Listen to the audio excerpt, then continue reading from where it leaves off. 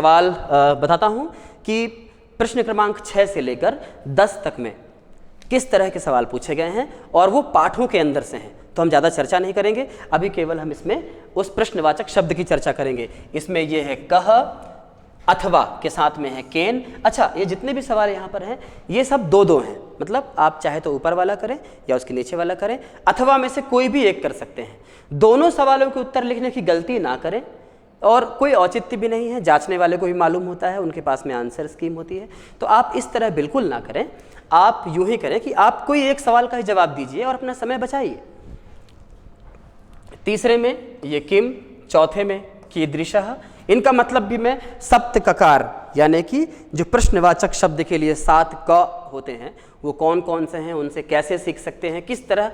अच्छा, वो 7 क आपने सीख लिया ना तो आपको वो कई जगहों पर काम आने वाला है। नाट्यांश में, गद्यांश में, पद्यांश में, नाटक रूपी जो नाटक वाले सवाल होंगे आगे हमारे परीक्षा इसमें आएंगे प्रश्न पत्र में, उसमें भी काम आएगा। गद्य वाले जो कहानी जैसे सवाल होते हैं उसमें भी काम आएगा। जो पद्य यानी श्लोक वाले सवाल हैं उसमें भी काम आएगा। एक सवाल आया होगा प्रश्न निर्माण, क्वेश्चन मेकिंग, प्रश्न निर्माण वाले में भी वो काम आएगा। तो ये जो 7 का वाला जो एक कॉन्सेप्ट है वो आपको कई जगहों पर काम आने वाला है। बड़ी महत्वपूर्ण चीज़ है, जैसा कि मैंने पहले ही आपसे चर्चा की है कि एक चीज़ अगर हम ढंग से सीखते हैं तो वो हमको 2-3 जगहों पर काम दे देती है। आइए हम अब इससे आगे बढ़ते हैं। ये सारे 6 से लेकर 10 सवाल तक ऐसे ही प्रश्नवाचक शब्द दिए हुए हैं जिनको हम अभी चर्चा नहीं करने वाले हैं। हमारा एक जो अगला पैटर्न होता है 11वें नंबर सवाल से, यहाँ पर कह रहा है रेखांकित पदम आधृत्य प्रश्न निर्माणम कुरुत, और कोपि द्वे यानी कोई 2 करना है हमें, और ये सवाल भी सिर्फ 2 अंकों का ही है, 2 अंकों का है। रेखांकित पदों पर आधारित, रेखांकित माने ऐसे शब्द जिनके नीचे रेखाएं बनी हैं, उन शब्दों को आधार मानकर हमें प्रश्न का निर्माण करना है। अब प्रश्न का निर्माण करने के लिए हमें केवल ध्यान रहे एक ही जगह बदलाव करना है। कौन सी जगह? जहां पर अंडरलाइन है, जिन शब्दों के नीचे एक रेखा है हमें केवल वहां पर अंडरलाइन करना है। और इनकी जगह पर जैसे कहा गायों की माता सुरभि है, धेनु नाम माता सुरभि अस्ति, गायों की माता सुरभि है। तो सवाल क्या बन सकता है आप बताइए जरा, किनकी माता सुरभि है? यही हो सकता है, गायों की, उत्तर होगा गायों की, तो गायों की जगह पर आएगा तो किसकी या किन की? गायों बहुत सारी गायें, धेनु नाम बहुवचन किया है इसलिए हमें गायों की ये करना पड़ेगा। अगर धेनु बस एक ही गाय कहा होता तो गाय की माता कौन है, ऐसा भी हो सकता था। अगला, चातकः वने वसति, चातक पक्षी, चातक एक पक्षी है, चातक वन में रहता है। इसका सवाल क्या हो सकता है, चातक पक्षी कहाँ रहता है? तो वन में रहता है, उत्तर हमें मालूम है वन में रहता है, लेकिन हमें क्या बनाना है, प्रश्न निर्माणम कुरुता, हमें प्रश्न का निर्माण करना है। तो वने यहां पर आ जाएगा कुत्र, और लास्ट में क्वेश्चन मार्क हो जाएगा। यहां पर भी लास्ट में क्वेश्चन मार्क आ जाएगा, यहां भी लास्ट में क्वेश्चन मार्क ऐसे प्रश्नवाचक चिन्ह आ जाएगा।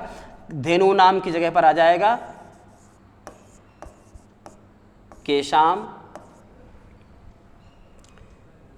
और यहां पर प्रकृते है मयूरस्य नृत्यम प्रकृते है आराधना, मयूर का जो नृत्य है वो प्रकृति की आराधना है, मयूर का नृत्य प्रकृति की आराधना है। तो सवाल क्या बनेगा इसमें, मयूर का नृत्य किसकी आराधना है? तो प्रकृति की आराधना है।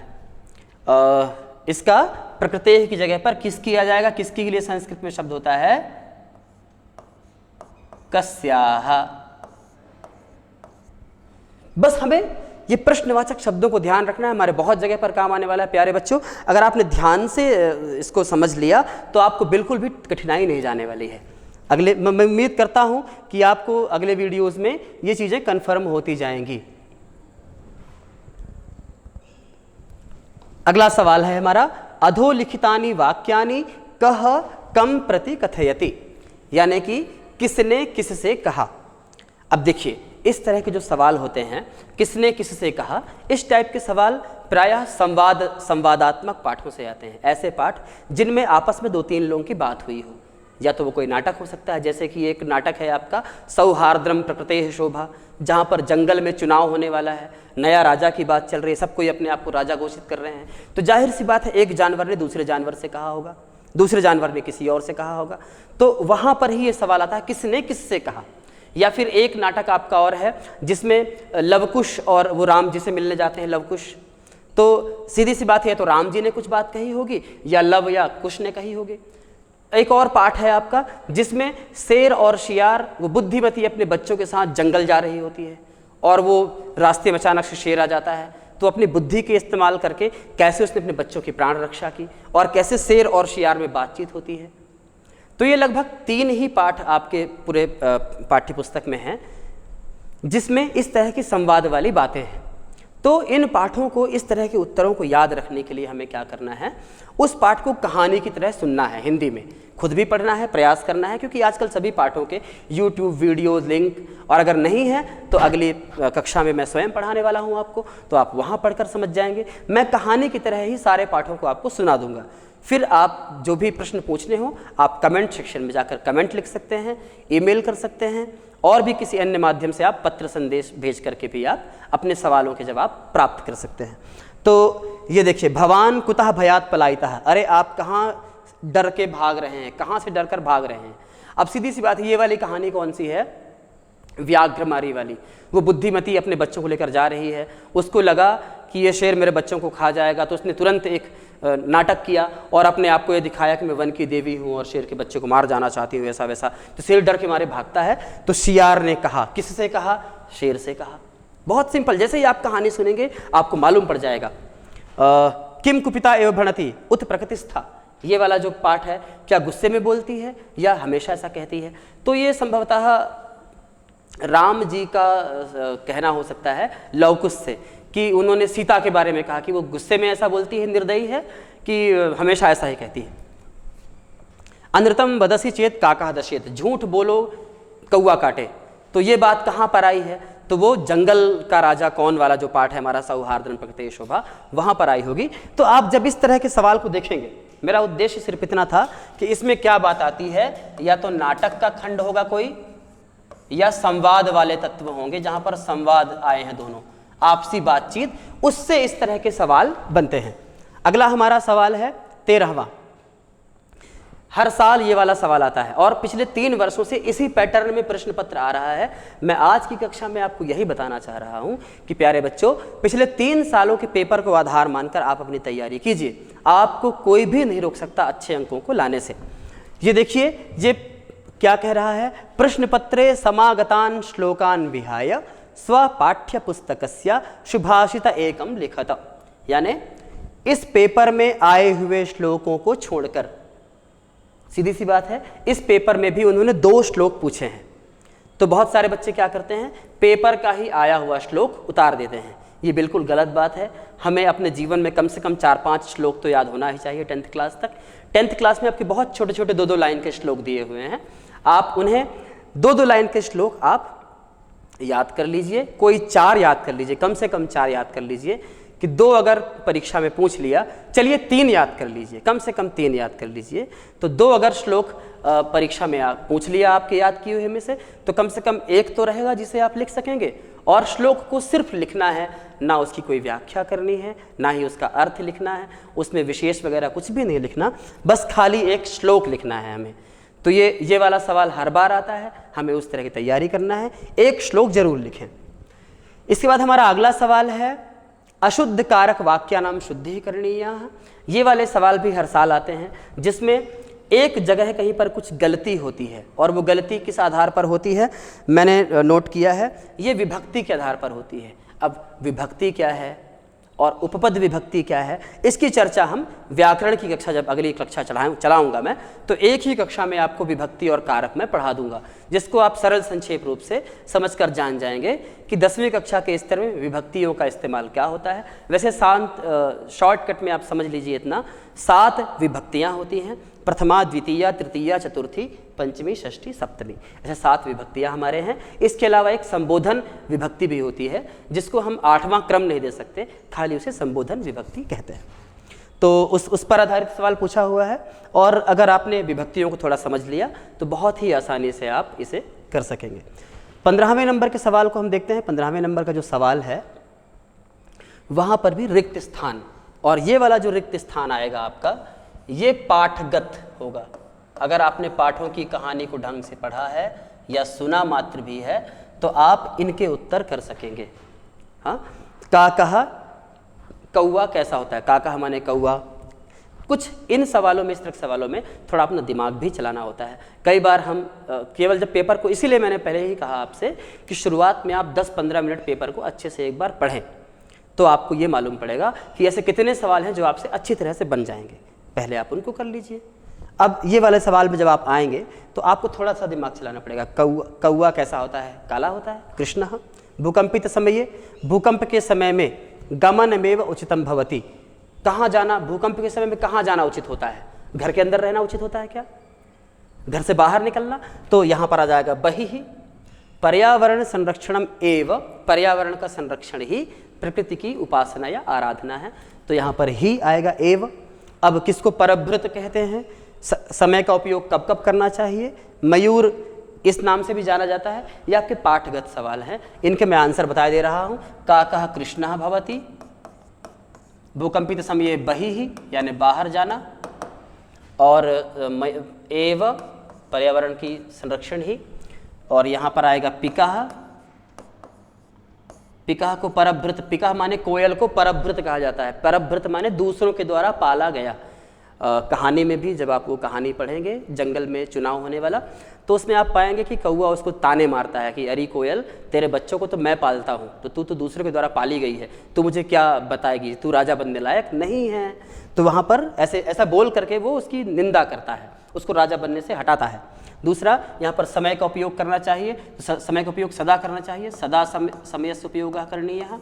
मयूरः, मयूर को दूसरे नाम से भी जाना जाता है। मयूर को अहिभुक्, अहि माने होता है सर्प और भुक माने होता है खाने वाला, यानी सांपों को खाने वाले के नाम से भी जाना जाता है। ध्यान रहे, हम ये सेट ए के आधार पर कर रहे हैं। हो सकता है सेट बी में ये वाला सवाल 9वें नंबर पर हो या 10वें नंबर पर हो, कहीं भी हो सकता है, पर सवाल होगा यही, आप थोड़ा मिलान कर लीजिएगा। अगला सवाल हमारा आता है अधोलिखितानि वाक्यानि घटनाक्रमानुसारेण लिखत, यानी कि घटना के क्रम के अनुसार लिखना है। किस तरह से घटना हुई? जैसे व्याघ्रमारी वाली कहानी में लेता हूँ। एक महिला अपने 2 बच्चों के साथ जंगल के रास्ते जाती है। रास्ते में उसने एक शेर को देखा, फिर उसने अपना दिमाग चलाया, फिर उसने ज़ोर ज़ोर से दहाड़ कर कहा कि मैं बाघों को मारने वाली देवी हूँ। शेर यह सुनकर दौड़ते हुए भाग गया। रास्ते में उसको एक शियार मिला। शियार ने कहा, मालिक आप कहाँ भागे जा रहे हैं, चलिए मेरे साथ। तो जब वो वापस से शेर को आते हुए देख करके उसने कहा कि अरे ये तो सियार के साथ आ रहा है, सियार की चाल होगी। महिला ने इस तरह दिमाग लगाया, बोले चलो अब मैं कुछ और उपाय करती हूँ। उसने फिर जो से दहाड़ कर कहा कि अरे बच्चों तुम चिंता मत करो, मैंने अपने दोस्त सियार को उस शेर को लाने भेजा है, वो लेकर आता ही होगा। शेर ने ये सुना तो ज़ोर से वहाँ से भागा और सियार को भी भागना पड़ा। तो इस तरह उस महिला ने अपनी बुद्धि के दम पर अपने बच्चों की जान बचाई। अब ये कहानी हो गई। इस कहानी के क्रम में कोई बात आगे पीछे हो सकती है, हो सकता है महिला ने अपनी जान बचाई, शेर ने सियार को भागते हुए देखा, सियार बोला मालिक आप कहाँ भाग के जा रहे हो, बुद्धिमती अपने 2 बच्चों के साथ जंगल जा रही है। इस तरह के क्रम में ऊपर नीचे हो सकता है।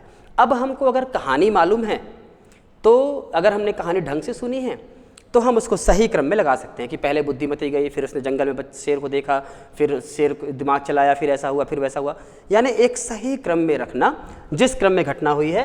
तो ये वाला सवाल ऐसा ही होता है, कहानी के ऊपर आता है, कहानी वाले पार्ट से आएगा या नाट्य खंड से आएगा, जहाँ पर भी नाटक में कोई बात आई है कि पहले क्या हुआ, फिर क्या हुआ, फिर क्या हुआ। अगला जो सवाल है ये जरूर थोड़ा सा कठिन हो सकता है, किंतु बहुत ज़्यादा कठिन नहीं है। यह है वाच्य परिवर्तनम कुरुता। वाच्य परिवर्तन का मतलब होता है कि वाक्यों का परिवर्तन करना। कर्तृवाच्य, कर्मवाच्य और भाववाच्य 3 होते हैं। हम इसकी जब कक्षा लेंगे वाच्य परिवर्तन की तो मैं आपको समझा दूंगा कि किस तरह, जैसे यहाँ पर दिया हुआ भी है, छात्रः ग्रंथम पठति, छात्र पुस्तक को पढ़ता है। एक बात ये हो गई, छात्र पुस्तक को पढ़ता है, ये सीधे सी कर्तृवाच्य है। ये यहाँ पे कर्ता प्रधान है। हम आगे चर्चा करेंगे कि कर्ता प्रधान होने पर या कर्म प्रधान होने पर, उससे पहले ये कर्ता क्या है, कर्म क्या है, इसकी हम चर्चा हम आगे के पाठों में करेंगे। अभी हम प्रश्न पत्र को समझ लेते हैं। तो एक सामान्य रूप से इतना जान जाइए कि वाच्य में परिवर्तन कैसे होता है। जैसे यहाँ पे कहा छात्र पुस्तक पढ़ता है, इसका वाच्य परिवर्तन जब हम कर्म वाच्य में करेंगे तो होगा पुस्तक छात्र के द्वारा पढ़ी गई। इसको हम इंग्लिश में वॉइस कहते हैं, एक्टिव वॉइस, पैसिव वॉइस, बस बहुत ज़्यादा अंतर नहीं है, आप थोड़ा सा दिमाग लगाएंगे तो समझ जाएंगे। वह काम करता है, काम उसके द्वारा किया गया, इस प्रकार से इसमें परिवर्तन होता है। आगे हम चर्चा में करेंगे। 18वें नंबर का जो सवाल है वो है गद्यांश को पढ़कर। अच्छा, इसमें 2 गद्यांश आए होंगे, ये दोनों गद्यांश आपके पाठगत हैं, यानी कि आपके जो पाठ्य पुस्तक में पाठ दिए हुए थे उस पर आधारित ये दोनों गद्यांश हैं। और इसमें भी वही आपका फंडा काम करेगा जो मैंने आगे आपसे चर्चा की थी शुरुआत में कि सप्त ककार वाली, वो हमें क्या, क्यों, कब, कहाँ, कैसे, इसको पहचान लेना है। और उसका जवाब हमने ढूंढ लिया तो 70% जवाब इसी में दिया हुआ है। निर्धनो जनः किम उपार्जितवान, किम की जगह पर आ जाएगा वित्तम, बस इतना ही आंसर आप डाल देंगे तो पूरा आंसर बन जाएगा, निर्धनो जनः वित्तम उपार्जितवान। तो बच्चों आप बिल्कुल भी चिंता ना करें, और इन अपठित गद्यांश, ये जो पठित गद्यांश आपके दिए हुए हैं ये तो बहुत ही सरल प्रश्न माने गए हैं। क्यों? क्योंकि जब आप उसमें पढ़ेंगे तो उससे मिलता जुलता जो सवाल में पूछा गया है किम उपार्जितवान, इससे मिलती जुलती लाइन जहाँ पर भी है, अगर आप वो पूरी लाइन भी उठा कर रख देते हैं तो मूल्यांकन करता, कॉपी जांचने वाला अंदाज़ा लगा करके आपको सही आंसर, सही अंक दे देता है। और ये अथवा में है, या तो ये कीजिए या कीजिए, बहुत ही सरल होता है, इस पर बिल्कुल भी घबराने की जरूरत नहीं है। इसी प्रकार पद्यांश हैं, पद्यांश बोले तो श्लोक, और श्लोक पर आधारित भी अब ध्यान रहे, यहाँ पर 2 श्लोक आपके पेपर में आ चुके हैं, अर्थात आपको कोई श्लोक लिखने वाले में ऐसे श्लोक को लिखना है जो आपके पेपर में नहीं आया हो। और श्लोकों का भी जब आप अच्छे से पढ़ेंगे तो इनके प्रश्न उत्तर भी वहीं पर मिलेंगे। यहाँ पर भी आपको वो प्रश्नवाचक शब्द जरूर मिलेंगे जिनका आंसर आप ढूंढ सकते हैं। तीसरे खंड में आते हैं इसी तरह के सवाल नाट्यांश, जो कि नाटकों से, आपके पाठ्य पुस्तक में 2 ही नाटक हैं, एक सौहार्द्रम प्रकृति से शोभा वाला जिसमें जंगल में चुनाव हो रहा है, और दूसरा जो नाटक है वो है राम और लवकुश वाला जिसमें शिशु लालनम करके। तो वो 2 नाटक हैं, इन 2 नाटक में से किसी एक पर सवाल आता है। यहाँ पर दोनों में से एक एक ले लिया, या तो आप इसको कर लीजिए या इसको कर लीजिए। अगले पाठों में जब मैं पाठों की कहानी सुनाऊंगा अगले वीडियो में, तो आप बहुत अच्छे से इसको भी समझकर कर पाएंगे।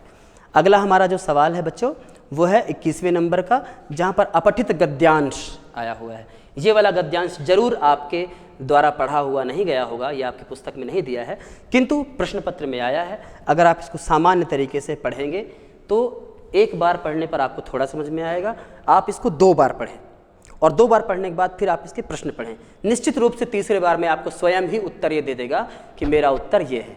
आप पूरा टाइम इन सब में खर्च कीजिए, बिल्कुल भी घबराने की ज़रूरत नहीं है। पेपर को बहुत सुकून से पढ़िए और इनके उत्तर दीजिए। इसके बाद हमारा अगला सवाल है पत्र, प्रार्थना पत्र, वो भी अथवा में 2 तरह के पत्र दिए हुए हैं, एक अवकाश के लिए है और दूसरा अपनी भगिनी के विवाह में आमंत्रित करने के लिए पत्र है। प्यारे बच्चों, आपको यह जानकर बहुत ही खुशी होगी कि विगत लगभग 5 वर्षों से या 10 वर्षों से भी कह सकते हैं आप, इस तरह का पत्र जरूर आता है। तीनों भाषाओं में, अंग्रेजी, हिंदी और संस्कृत में अवकाश के लिए पत्र जरूर आता है। आप किसी भी कारण से छुट्टी ले सकते हैं, आप बीमार हैं या फिर आपके घर में कुछ अत्यावश्यक कार्य आ गया है, या फिर कोई और भी कारण हो सकता है, आपको कहीं बाहर जाना है, घूमने जाना है, कुछ भी काम हो सकता है, आप किसी भी काम से छुट्टी लेना चाहते हैं। तो जब आप सवाल पढ़ेंगे आपको सवाल में ही 2-4 चीज़ें मिल जाएंगी।